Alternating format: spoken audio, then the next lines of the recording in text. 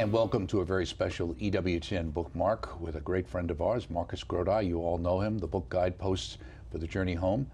Conversion Stories with Marcus Grodi, proudly published by us at Ewtn Publishing, available naturally through our Ewtn Religious Catalog. EWTNRC.com for all things Catholic. And speaking of all things Catholic, we have Mr. Convert himself, Marcus Grodi, a very humble host here on EWTN all these years.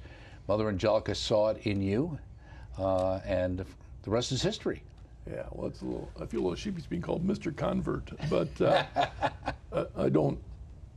I never would have dreamed that Mother would have opened, and you too, I mean, you were both involved with opening the door so that I'd have this opportunity to help others tell their stories for all those years. And of course, people saw you on with Father Mitch talking about the program. Even when you first came, what was it?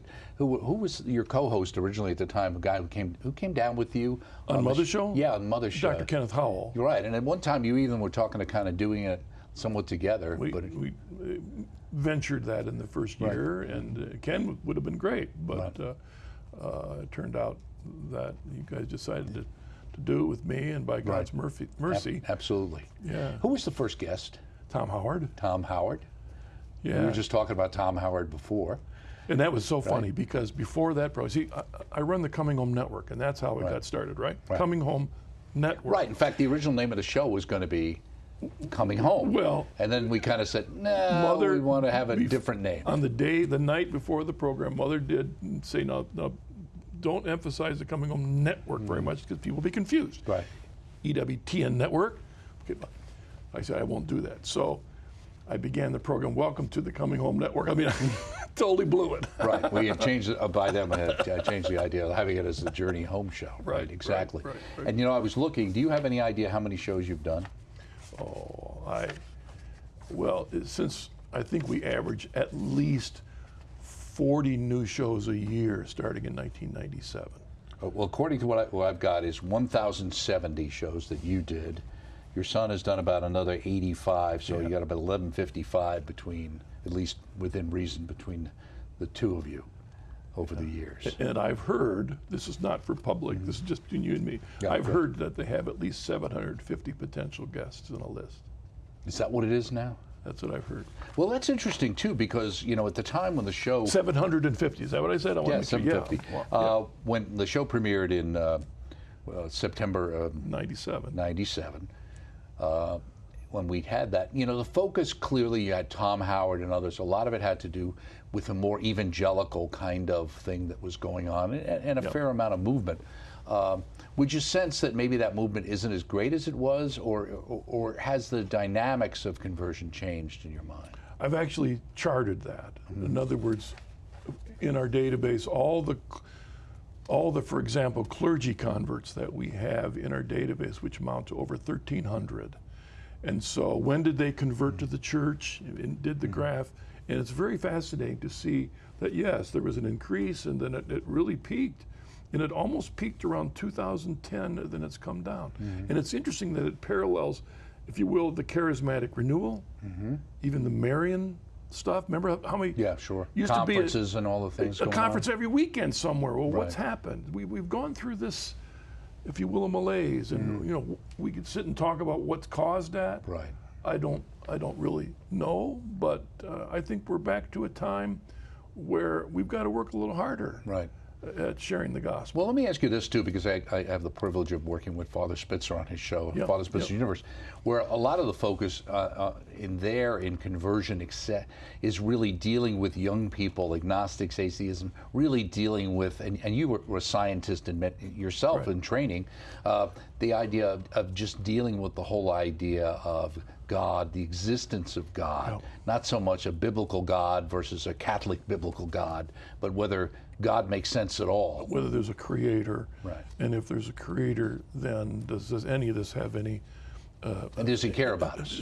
And I mean, when I was in engineering school, I went through about 3 years of scientific materialism and was caught up in that group. And it wasn't until I was studying to be a doctor and started studying the evolution of the eye that I realized this is absolutely absurd.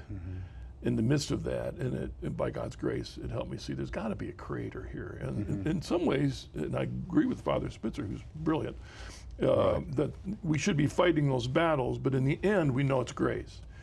You can give all the intellectual arguments you can, and they can help, but until that God in His mercy flips that switch somehow, and then there's that grace, and as Newman would say, we hope the person doesn't lose that moment of grace, because it's not like God forces anybody, but He can open up grace, and then now it's our job to help that person accept that grace and respond to it. Right. Do you walk through the door when it opens? Yeah, it's there.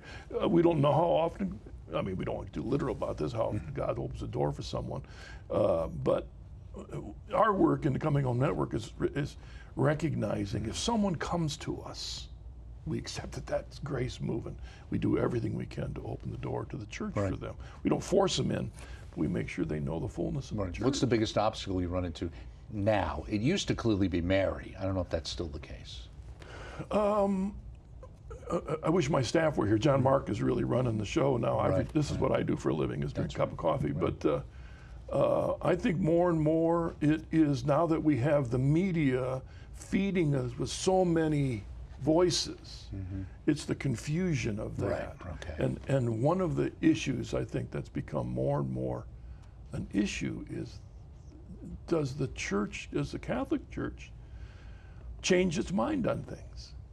Or, has she, as we've always said, she's taught the same thing for 2,000 years. Well, has she? And so now, never before in the history of the church has information, historical, theological, doctrinal, scriptural, been so readily available to everyone that it's becoming a confusing mess on that. And especially today, when it seems that we're hearing the church change its opinion on things. I'm not saying it is, but it can seem like it. Well, there's so much information, so though one can read the readings and understand the history of the church, there's lots of material coming out constantly. There's very few unpublished thoughts that aren't being published coming out of Rome, whoever happens to be saying it, or this particular theologian or this particular bishop offering an opinion, which in many ways is just an opinion. 200 years ago, the average Catholic would not be thinking about what is the Pope doing today, what's the Pope saying today. It would not even cross their mind to worry about it. The Pope's in Rome. It's kind of like it's like the priest in Fiddler on the Roof about the Tsar. The Tsar, keep the Tsar far away from me. That was the prayer for the Tsar. Exactly. There's the Pope in Rome. Okay, but today he's in our living room. Everywhere you turn, you can hear what he says. If he burps, we know where the Pope did it. So I mean, that's the world we're living in, and so the devil's using that to divide, not just divide or separate brethren from the church, but Catholics between Catholics. I mean, I thought when I was coming into the church, I was entering through these pillars and this great united body. You talk about that in the book, obviously. Well, you know what I'm talking about. I mean, it's like, which group and which opinion then? I mean, there are some groups in the church, I don't want to point a finger, that are as Protestant can be. Because they think the church has gone haywire in this issue. I'm not going that direction. Well, as you also read in the book, remember in the end when Dietrich von Hildebrand says that he had a problem with contraception, and the priest says, but that's what the church teaches, that's what you believe. So he believed it first, because for the first time in his life, he said there was an authority over me. Remember Alice saying that was a big turning point for him. There's an authority over me. It was a big thing for you. Too. It was a big thing for you. It was a big thing for me too. Right. But his example was, I trust the church, and then in time through his studies, he totally understood the church was right. Well, that's what you see even with Paul VI. If you take Humanae Vitae in the late 60s, and it's the way it was treated, but whether you like it or not, it was prophetically correct in all the downsides that we've experienced. Oh.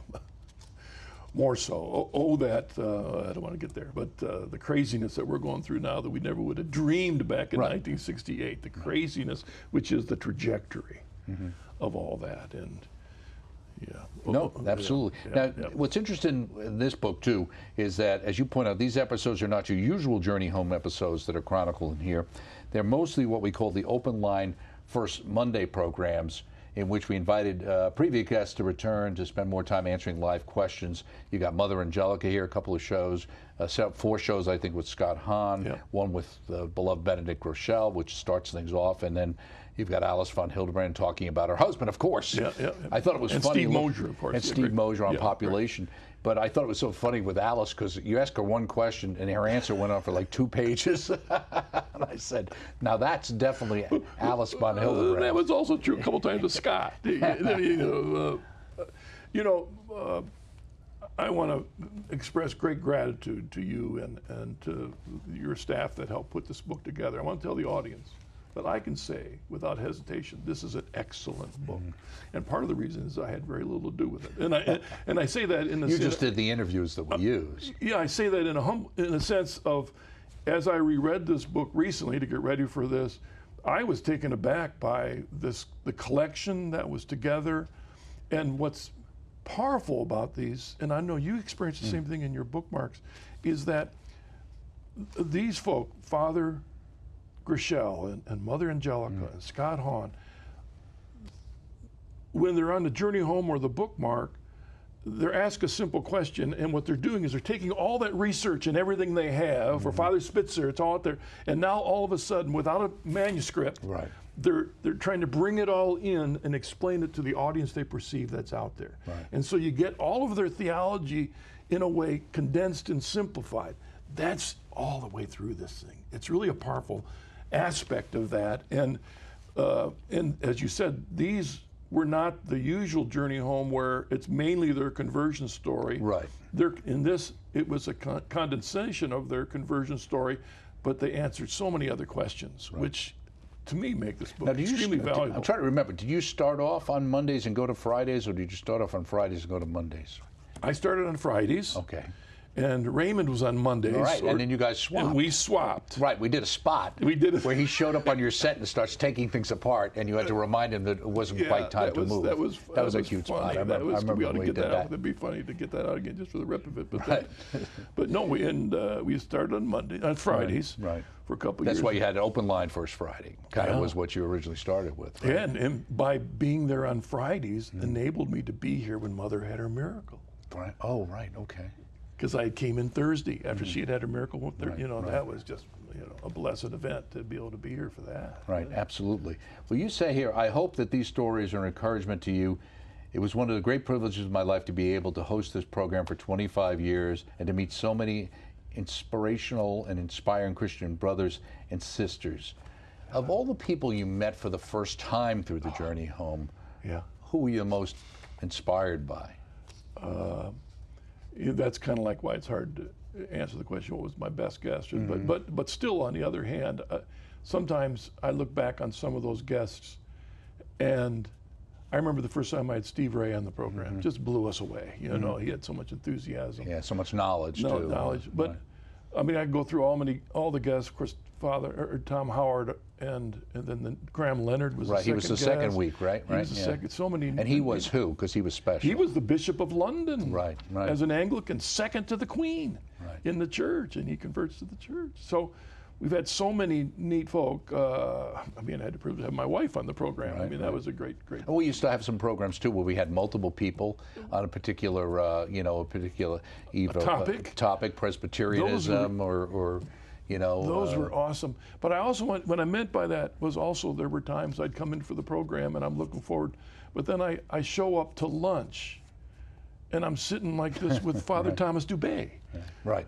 Or Benedict Rochelle, Right. or the bishop from Antigonish, Nova Scotia. I mean, Yes, this was just unbelievable. Yeah, it was The gifts you I guys don't want to say gave me. magical time, but in some ways, you look back at it now, it's amazing the people who walk through here. And of course, right. you've got right at the top Father Benedict Rochelle, who of course says, finally it took me so long to make the journey home. I said, I know you're the first person I ever saw on Ewtn, and you talk about tuning in when you were a Presbyterian, not interested in the faith, and kind of wondered what this monk was going to say. Yeah, I was, as a Presbyterian pastor, flipping through the channels, and then there's this gray monk with the big beard, and I'll be honest, he looked kind of weird to me, and from a Presbyterian perspective. And I'm thinking, what? I'm getting ready to listen, totally snarky. And I'm blown away because he's talking about Jesus. Whoa. And I had the great privilege again to know him. And of course, recently finished reading his one book on the devotion to Christ, that big tome that he wrote. What an awesome book that is. I miss him a lot. Yeah, don't you? Oh, Yeah. boy, I miss him a lot. Yeah, and I'll go and say the man was a saint. And it's interesting, too, because in the interview you do with him, he talks about the fact that the early church fathers were really important in his own walk in the faith, and they were really important to you, too, weren't they? They were, because your average non-Catholic kind of knows the scriptures and then jumps to Martin Luther, or you might know St. Francis in there. But when you start reading the early church fathers, and it's funny, sometimes reading church fathers doesn't necessarily make you Catholic, but as Newman said, it pretty much talks you out of being Protestant. Because none of that's there. Because you see bishops, you see all of them believed in the real presence of Christ in the Eucharist. There's no question there. You see the kernels of Catholicism are there as they open the door, and then the continual discovery and the reading of that. And of course, Grishel, he was ecumenical from the day one, wasn't he? Right, yep. I mean, that's, to me, was the beauty of him and his love for his Jewish friends as well as Protestant friends. The Bruderhof folks. Right, the Bruderhof, he dealt with, and they looked after him and looked after Alice von Hildebrand at the end of her life, too. Yeah, and that, I think, had such an impact on his theology, but also trained as a psychologist. Yeah. You know, he was no slacker. I mean, his theology was based on a very solid understanding of humanity. It was interesting, too, because I always remember him saying, people need to understand psychology doesn't fix your problems. It helps you deal with them. Yeah. And there's no panacea. Yeah. I thought this was interesting, too, because you asked him at one point, what did you think the biggest obstacle was for people becoming Catholic? And he was the example of bad Catholics. Do you think that still holds true? I think throughout the history of the church. So it's not just because, as we talked earlier about the media making stuff available to us in a way never before, not only is it because, as Scott Hahn would say later in that, the only Catholics he knew growing up were the ones who were better drinkers than him. And right, he talks about Scott's that. talk, right. So what do, you know, when the only Catholics you know are not living their faith very well? Well, today our problem is that the history of Catholics is now available in a way it wasn't before. So we can see all the bad popes and the bad everybody throughout history, and how do we do that? So that becomes a real barrier for our separated brethren to say that before they ever have a chance for us to explain the history to help them understand that we recognize it, that we may be given grace, but everybody's free to respond to it. Absolutely. The church can be holy, doesn't mean everybody in it is holy. You know, and as pointed out elsewhere, I'm pretty sure somebody mentioned it, but the old one, I think Mother always said, you know, if our Lord could have Judas among his 12, you know, we could have some bad apples in there. It's just going to happen. That would run about 18%. You would have to figure.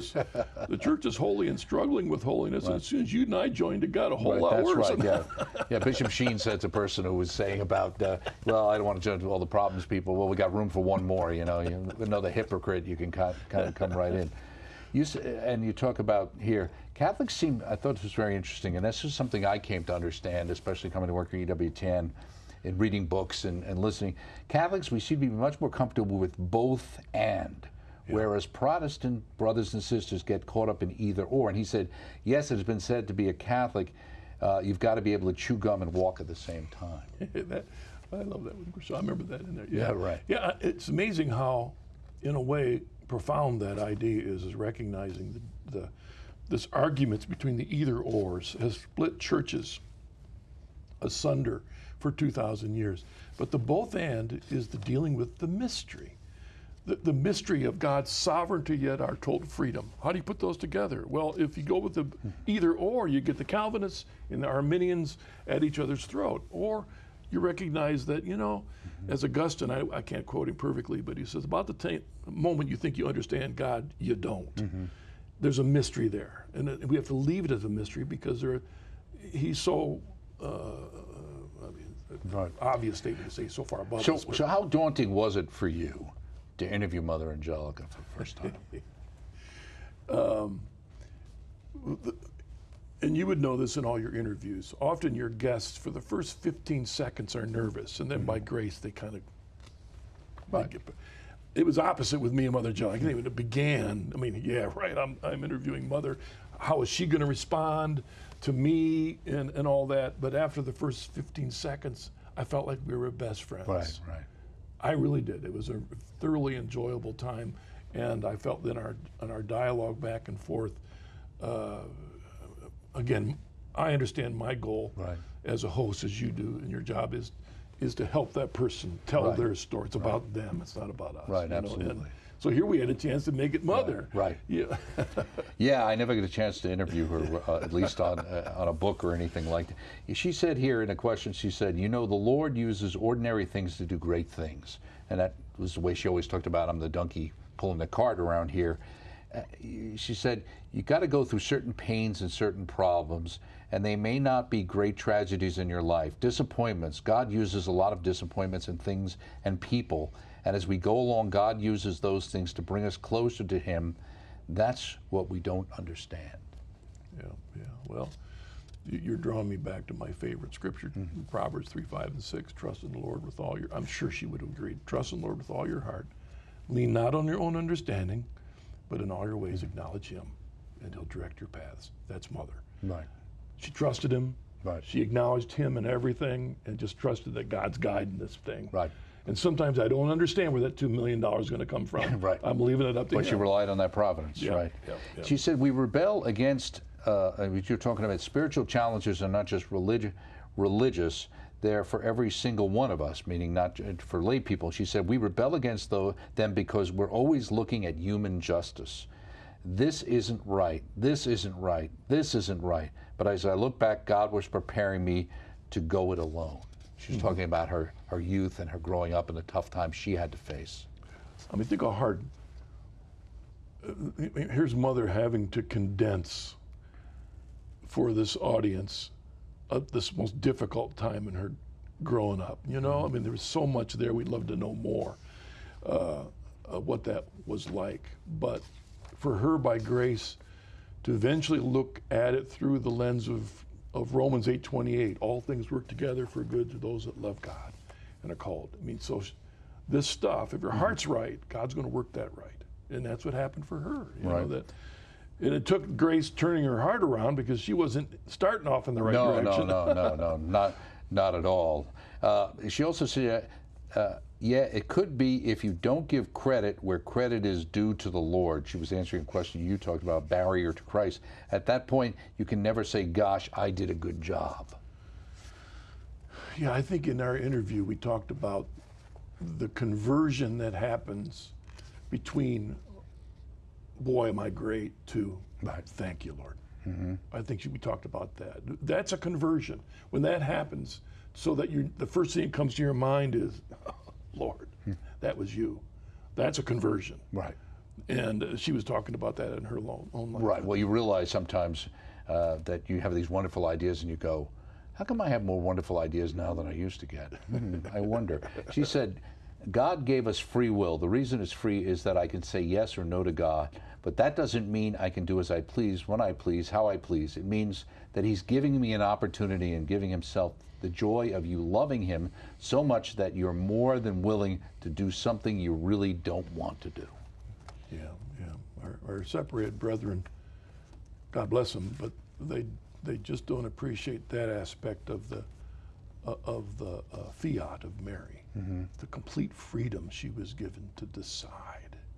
After God invited her to be the mother of the Messiah, she had the freedom, and she did. I mean, what a model of that. And of course, that's Mother Angelica, and so many things about when it came to this network. You know, Right. Right. And Mother, in the second interview, she was talking about spirituality. Say, every spirituality, there is a cross. Yeah, accepting the cross. And I remember that about her healing. She wasn't praying for healing. Right. She accepted that cross. She wasn't asking for it. She was accepting that cross. Right. In many ways, she always, in a lot of ways, felt more comfortable with that cross because it forced her to rely on God. Yeah.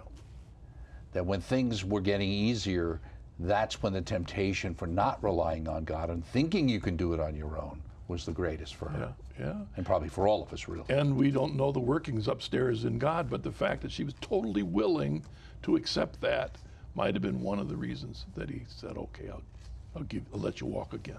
You know, the mercy of that. But yet her willingness to be able, I mean, how many times I'd look back in the days when I was a pastor and I'd have a young person come in and you know, they're bemoaning the fact that they can't find the person they want to marry, and when's it going to happen, how do I do it, and all this. And it almost took them to accept their singleness before God dropped the right person in their lap. Within a month, you know, they're almost getting married. I mean, they had to accept their singleness first, and that was accepting the cross. In her life. And just before we go, you know, you have 4 different interviews, obviously, with Scott Hahn, who you knew a long time before you. The first interview here was in '98, but you knew him almost 18 years earlier, right? We were seminary classmates, and he and Kimberly and I were beginning in 1980 is when I really met them the first time. So, yeah. And then when you got back involved and the Coming Home Network, was that more like in the late 80s, early 90s? 93 we started the Coming Home Network. Okay. I came into the church in 92. They came into the church and he came in 96. She came in 90. And you know, the idea was when we were Protestants, we'd never heard about Protestant ministry becoming Catholic. And then when God opens the door, all of a sudden, we started to see these clergy all over the place, and that was the reason for It's funny because you talk he talks in the book about the fact that when that was recorded, he said he was giving a casual talk in front of about 35 people, and that tape got to be 1 million plus. So many people heard that. He had impacted no idea so many that people. That would have such an impact. On so absolutely. many people. Just like we had no idea in 1997 what an impact you and the Journey Home show and the Coming Home Network would do as well. It's always great to see you, my friend. Thanks, Don. Stay well. The one and only Marcus Grodi, the book, Guideposts for the Journey Home and Conversion Stories with Marcus Grodi. You got Mother Angelica and so many other great stories in there, Father Benedict Groeschel. And it's Ewtn Publishing. It's available through our Ewtn religious catalog, ewtnrc.com for all things Catholic. You'll love this book. Check it out. Check us out next time right here on Bookmark. See you then.